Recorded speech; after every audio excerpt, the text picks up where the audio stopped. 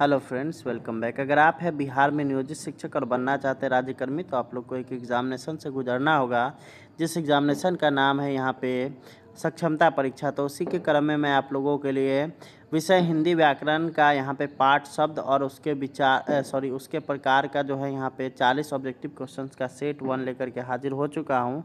इसके अलावा मैं इसका एक और सेट लेकर के आऊँगा, जिसको अगर आप लोग दोनों को देख लेते हैं तो शब्द से संबंधित कोई भी आपके पास समस्या नहीं रहेगा। तो चलिए हम लोग इस वीडियो को शुरू कर लेते हैं और समझते हैं सारे क्वेश्चन आंसर को।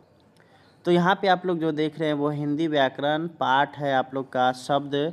और यहाँ पे आप लोग को अगर पीडीएफ लेने के लिए तो आप लोग जो है यहाँ पे नंबर देख सकते हैं, इस नंबर पे आप लोग कांटेक्ट कर सकते हैं। फीस आप लोग के लिए 399 रुपये रखा गया है। पहला नंबर क्वेश्चन हम लोग देखेंगे तो संस्कृत के ऐसे शब्द जिन्हें हम ज्यों का त्यों प्रयोग में लाते हैं क्या कहलाते हैं। तो जो अगर बात करेगा संस्कृत का वैसा शब्द जिसका यूज हम लोग बिना किसी छेड़छाड़ के हिंदी भाषा में करते हैं, तो उसको जो कहा जाता है वो कहा जाता है तत्सम, यानी कि ऑप्शन नंबर ए बिल्कुल इसका सही हो जाएगा। आगे हम लोग चलेंगे तो दूसरा नंबर यहाँ पर है कि नीचे दिए गए विकल्पों में से तत्सम शब्द का चयन करिए। तो यहाँ पे आप लोग को तत्सम खोजना है, तो यहाँ पे गोधूम जो है वो तत्सम है, यानी कि ये संस्कृत में जैसे का तैसे यहाँ पे लाया गया है। अगला हम लोग देखेंगे तो यहाँ पर आता है कि नीचे दिए गए विकल्पों में से तद्भव शब्द का चयन करिए। तद्भव मतलब जिसका जो संस्कृत का विग्रह रूप होता है उसको हम लोग तद्भव बोलते हैं। तो ये हो जाएगा मुँह जो है वो यहाँ का आपका जो है मुख का विग्रह रूप है, तो यानी कि ऑप्शन नंबर बी बिल्कुल इसका राइट हो जाएगा। अगला यहाँ पर आता है कि वानर का तद्भव शब्द क्या होगा। तो बंदर, वानर का जो तद्भव शब्द होता है उसको बंदर बोला जाता है, यानी कि ऑप्शन नंबर बी बिल्कुल इसका राइट है। अगला यहाँ पर आता है कि दर्शन का तद्भव शब्द क्या होगा। तो ये हो जाएगा आपका दर्शन, यानी कि ऑप्शन नंबर बी इसका जो है राइट हो जाएगा, दर्शन हो जाएगा। अगला हम लोग देखेंगे तो अगला यहाँ पर सवाल आप लोग का है कि निम्नलिखित में से कौन सा तत्सम है। तो तत्सम इसमें खोजा जा रहा है तो उद्यम, यानी कि ऑप्शन नंबर ए बिल्कुल इसका सही हो गया, ये आप लोग का आंसर है। अगला यहाँ पर आता है कि निम्नलिखित में से कौन सा शब्द तद्भव है। तो इसमें आप अगर देखिएगा तो बिच्छू जो शब्द है इसमें जो दिया गया है वो इसमें तद्भव है, यानी कि ऑप्शन नंबर ए बिल्कुल सही है।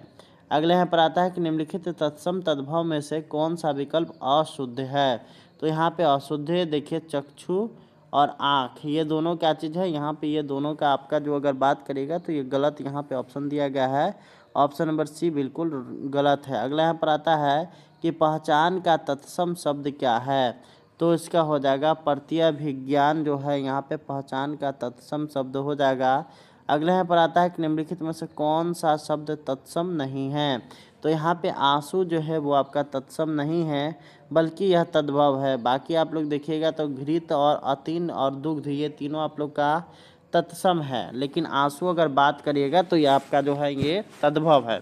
अगला यहाँ पर आता है कि देश में जन्मा शब्द क्या कहलाता है। तो जो देश में जन्मा शब्द होता है उसको हम लोग देशज बोलते हैं, यानी कि ऑप्शन नंबर सी बिल्कुल इसका राइट हो जाएगा।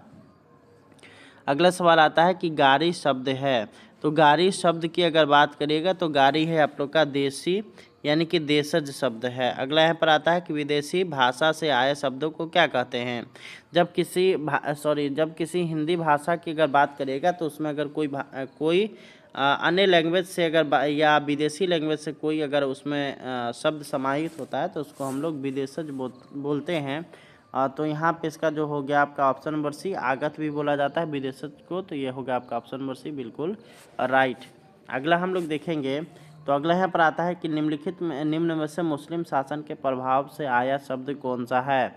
तो यहाँ देखिए ऑप्शन नंबर ए है हवालात, बी है रेल, सी है बाड़ा और डी है गिलास। तो यहाँ पे आपका हो जाएगा हवालात इसका बिल्कुल राइट। हवालात जो है वह मुस्लिम शासकों के साथ भारत में प्रवेश किया था।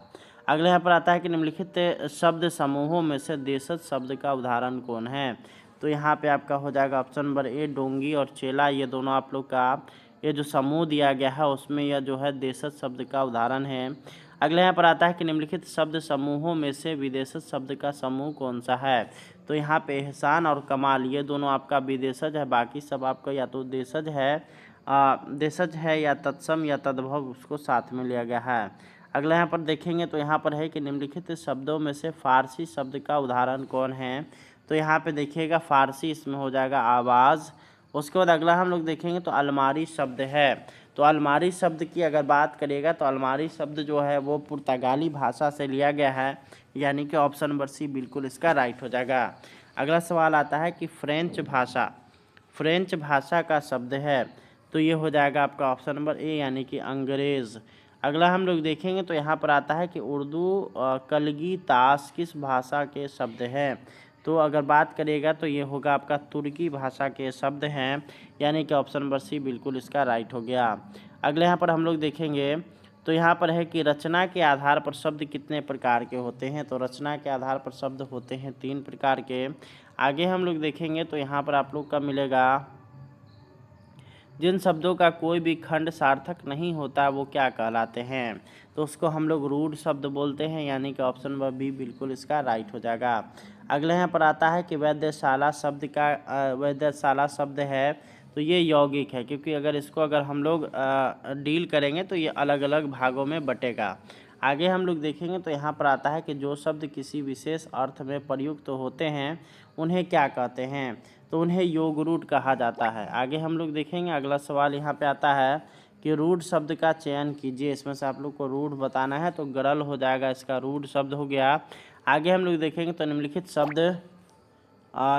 शब्द में से सही यौगिक शब्द को चुनिए, तो यहाँ पे हो जाएगा आपका ऑप्शन नंबर बी यानी कि सहपाठी। अगला यहाँ पर आता है कि 2 या 2 से अधिक सार्थक शब्द खंडों के योग से निर्मित होने वाले सब शब्द क्या कहलाएंगे, तो ये कहलाएंगे आपके यौगिक, यानी कि ऑप्शन नंबर ए बिल्कुल राइट हो जाएगा। अगले यहाँ पर आता है कि रूढ़ शब्दों